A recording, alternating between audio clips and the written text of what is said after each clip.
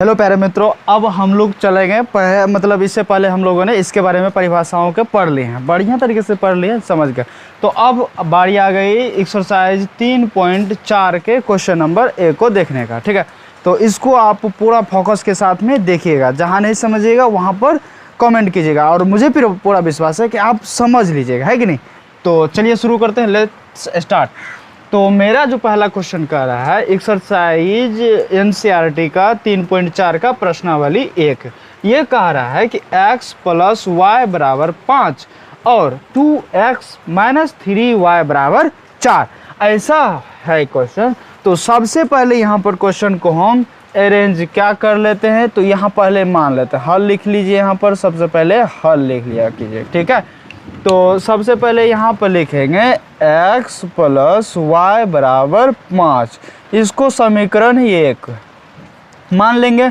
और दूसरा है 2x माइनस 3y बराबर 4, इसको मान लेंगे समीकरण 2। तो देखिए कि हमको अब समीकरण 1 और 2 में नज़र क्या आ रहा है, नज़र ये आ रहा है सर कि यहाँ पर जो x है ना, यहाँ पर 2 कम है ना, यहाँ तो ऑलरेडी 2 है, यहाँ 3 है तो यहाँ 1 है, यहाँ 4 है तो यहाँ। तो हम लोग ने परिभाषा में पढ़े थे कि कोई समीकरण में जो होगा उस समीकरण में x या y दोनों में से किसी एक को पहले क्या कर लेंगे, तो बराबर कर लेंगे। पहले क्या कर लेना है, उसको बराबर करना है। तो बराबर में सबसे पहले आ जाता है, हमको क्या कर लेना है, सबसे पहले किसी एक को बराबर कर लीजिए। किसको बराबर कर लीजिएगा, सबसे पहले किसी एक को बराबर कर लीजिए। जैसे में x प्लस वाई है, मेरा इच्छा है कि y को बराबर कर लिया जाए। किसको बराबर कर लिया जाए भाई, y को बराबर कर लिया जाए। तो जब y को बराबर करने का जब सोच रहे हैं तो इसमें देखिए कितना से गुना करना पड़ेगा, 3 से, तब नहीं यहाँ 3 होगा। यहाँ तो ऑलरेडी 3 है, या हमको यहाँ पर कितना पुराना है, 3। तो सबसे पहले समीकरण 1 में कितना से गुना करना पड़ेगा, 3 से। आपको अपने हिसाब से कितना से गुना करिएगा तो यहाँ पुर जाए। तो यहाँ हम देखते हैं कि 3 है और इसमें 3 से गुना करेंगे तो ये 3y हो जाएगा, तो मतलब हमको बराबर हो जाएगा, है ना। तो बराबर करने के लिए हम इसमें क्या करेंगे, समीकरण 1 में 3 से गुना कर देंगे। तो यहाँ लिखिएगा समीकरण, एक लाइन लिख लेना है, छोटा सा लाइन है। समीकरण 1 में कितना से गुना करेंगे, 3 से गुना कर समीकरण कितना, समीकरण 2 को क्या कर देंगे, तो जोड़ दीजिएगा। तो ये तो ऑलरेडी माइनस में है और ये प्लस में, तो दोनों को जोड़ देंगे तो ये प्लस माइनस कट जाएगा ना। तो समीकरण 2 को क्या कर देना है, यहाँ से हमको जोड़ देना है, ठीक है। जोड़ देने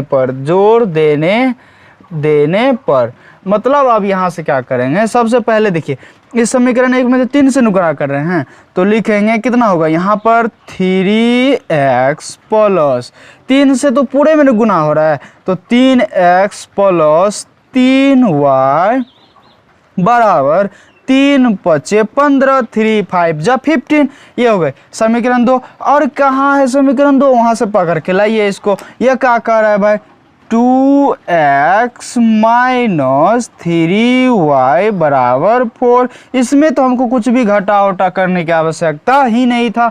अब यहाँ पर दोनों को जोड़ रहे हैं, जोड़ रहे हैं ना, तो इसमें कोई चिन्ह का परिवर्तन, जब जोड़ेंगे तब चिन्ह का परिवर्तन, जब घटाएंगे तब चिन्ह का परिवर्तन करने की आवश्यकता होती है। वैसे भी आप दोनों को जोड़िएगा तो ये प्लस में और ये माइनस में, तो प्लस और माइनस तो बेचारा दोनों कट गया, मतलब विलुप्त हो गया। परिभाषा में हम लोग पढ़े थे ना कि क्या हो जाती है, समीकरण विलुप्त हो जाती है, मतलब कट गई या शून्य हो गया, विलुप्त हो गया, शून्य में विलीन हो गया।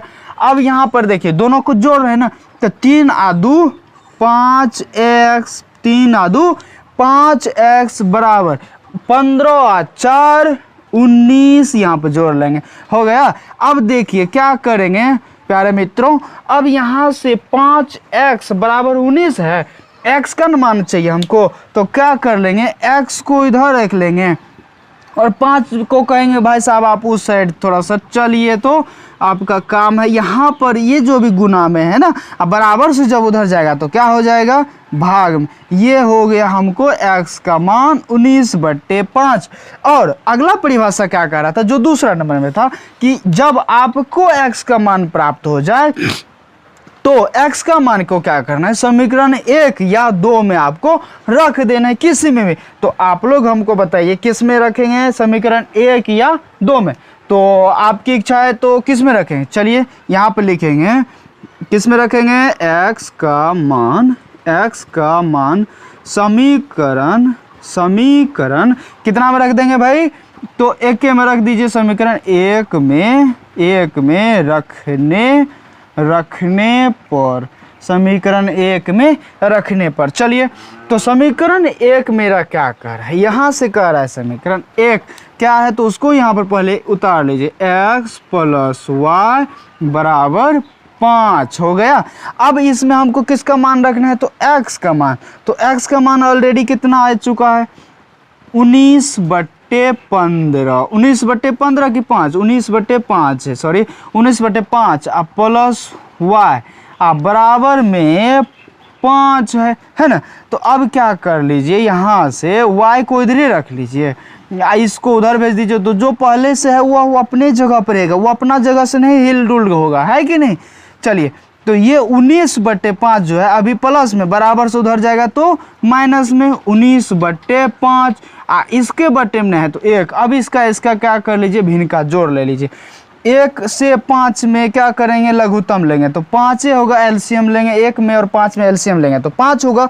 1 से 5 में भाग देंगे तो 5 बार में, अब 5 से 25 हो जाएगा, यहाँ पर 25, ये माइनस का चिन्ह माइनस भाई साहब, ये 5 से 5 में देंगे भाग, एक बार में 1 गुना 19 करेंगे, यहाँ पर 19 हो गई बात। 25 में से 19 को घटा देंगे, कितना बचता है, तो 25 में से 19 को घटाएंगे तो 6 बचता है, अब बट्टे में आ गया 5, ठीक है। तो ठीक है ना, 25 में से, हाँ ठीक है भाई इतना। तो यहाँ पर लिख लीजिए किसका मान, अब आपको दोनों का मान प्राप्त हो चुका है, y का मान भी और x का मान लिखेंगे। अतः क्या लिख दीजिएगा, अतः x = 6/5 एंड और y बराबर कितना, x बराबर ई कितना आया, ए राम ये क्या हो गया, यहाँ पर देखिए इसको लिखने में इस नहीं करना है, x का मान कितना आया 19/5 और y का मान कितना आया हमको 5 नहीं 6/5, ये हो गया इस क्वेश्चन का आंसर, ठीक है। तो प्यारे मित्रों आशा है कि आपको समझ में आ रहा है। चलिए फिर मिलते हैं अगले क्वेश्चन के साथ, तब तक हमारे साथ बने रहिए।